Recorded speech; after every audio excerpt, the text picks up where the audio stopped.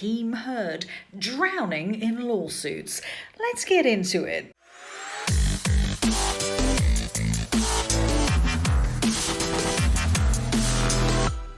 Now, in the last 2 weeks, quite a bit has been happening in Team Heard. Now, wait till the end where I have some real meat and potatoes for you.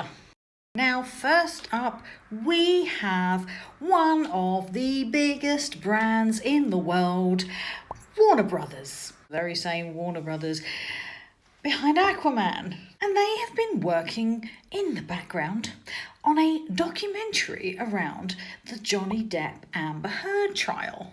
Of course, that documentary was going to be balanced and well thought out and would show both sides of the story. Right? Wrong. Okay, so I'm being a little bit cheeky, but it's had mixed responses, shall we say.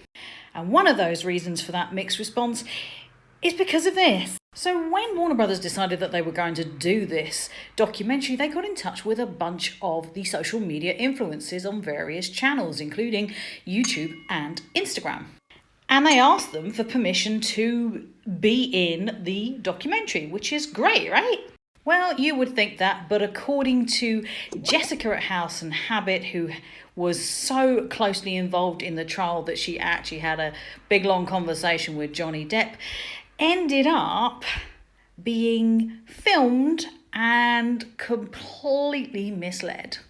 Now, she's chalked that up to just a big mistake that she will never make again, which is fair enough.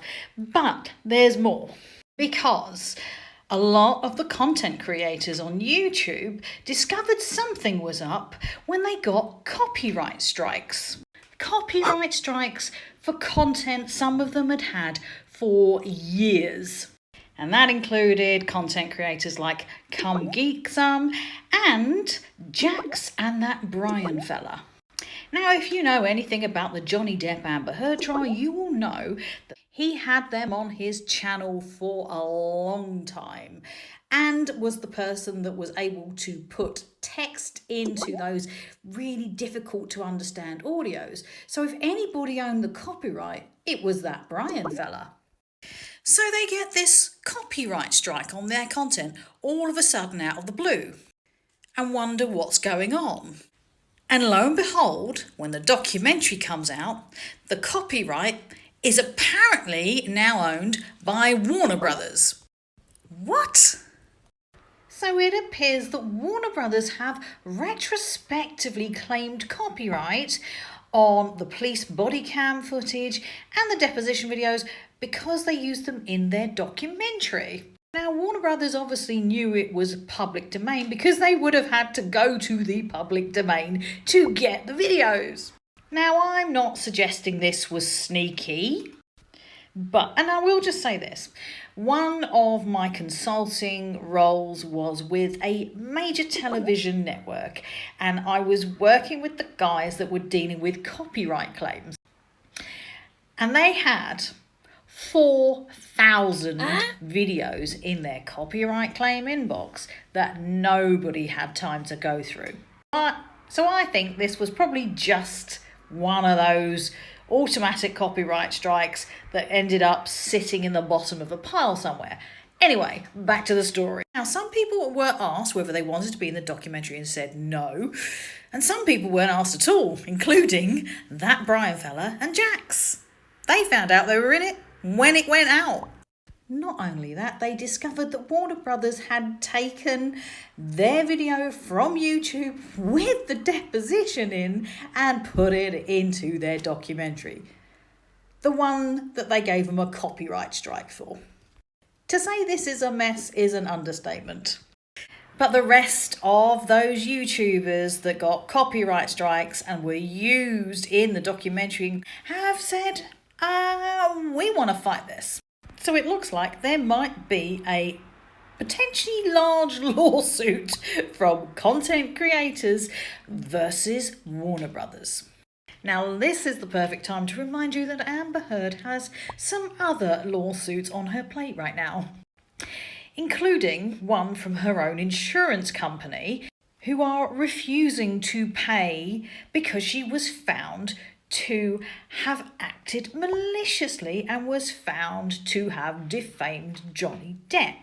But it doesn't end there, because Travelers Insurance, her other insurance company that's been paying for everything, are suing New York Marine, her commercial insurance company, and New York Marine are suing them back.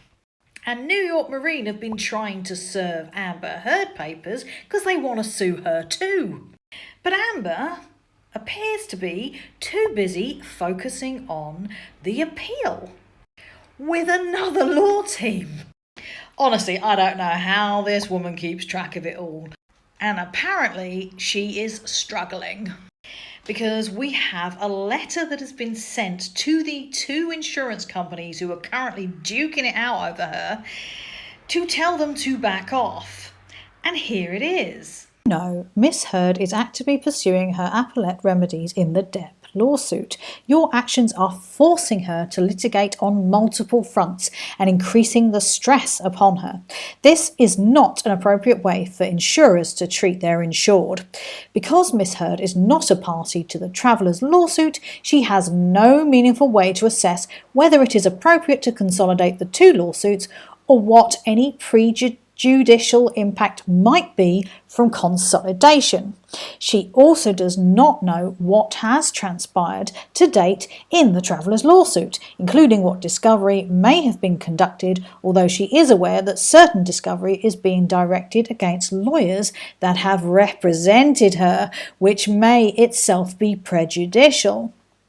I suggest that you, New York Marines Council, and I have a conference call to discuss this. Meanwhile, we request that you withdraw your motion to consolidate until we talk. Please note that we are not saying at this point that the lawsuits should not be consolidated. We are simply asking that you defer the motion until Miss Heard and we have a chance to consider what has transpired in the lawsuits. If you are not willing to do so, please advise us so that we can take steps to protect Miss Heard's rights. Also, to the extent you intend to proceed at some point with a consolidation motion, please provide us now with copies of all filings and orders in the case, all discovery conducted to date, including transcripts of any depositions and all future deadlines and other events. Meanwhile, Miss Heard continues to reserve all rights. As a side note, and I saw that she was being sued by New York Marine, I thought, hang on. They're claiming that Elaine forced this lawyer out. Now, what is Amber going to do? She's going to blame Elaine. And lo and behold, we are now at the stage where Elaine has lawyered up. We got lawyers getting lawyers and insurance companies suing insurance companies because of Amber Heard. Meanwhile, she can only focus on the appeal because she's not supposed to be involved in the duking out between the two insurance companies, although she is involved in New York Marine suing her, but they still haven't been able to serve her the papers. So she's being, let's say, a little bit slippery in this process. Okay, number 3. And this is huge. Okay. Christopher Bouzy at Bot Sentinel. Bot Sentinel is the company that Amber Heard hired to track trolls and bots that were supposedly after her in some kind of coordinated hate campaign. Now, Christopher has regularly been pushing out reports to the media that reinforce this idea that Amber is being targeted by bots and trolls. Now, he recently put out a report that appeared in Rolling Stone magazine. Now, as this report came out, now let me just say this before I go any further. This report came out and it covered Meghan Markle and Amber Heard just as the Queen was lying in state. Just let that one settle for a minute before I move on. Okay, so Rolling Stone published this article and Ian Runkle, one of the law tubers, took a look at it to understand what is going on. Because in his report, he only targeted one channel that was supposedly anti-Amber Heard, and that was that Umbrella Guys channel. But Ian Runkle, one of the law troopers, when he looked at the actual data that sat behind Christopher Bouzy's report, had some questions. Ian Runkle was trying to understand how Christopher had created a Frankenstein quote which had a 6-hour gap in the middle that he managed to exclude from his report. Instead of saying Christopher had made a mistake, he doubled down and stealth edited the report. And then he reached a point where he attacked Nate the lawyer.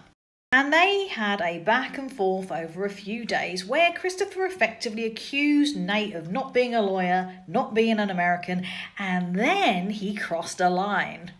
After going through all of Nate the lawyer's videos on YouTube, he took a quote out of context and claimed that Nate the lawyer had been planting evidence right into defamation territory.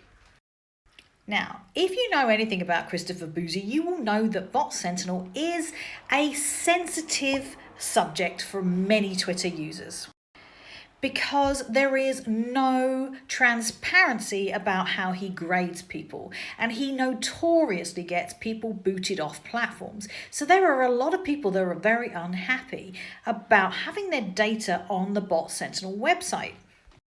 So this lawsuit is gaining a lot of traction because there are a lot of people who would like to see exactly how Christopher Bouzy runs his business.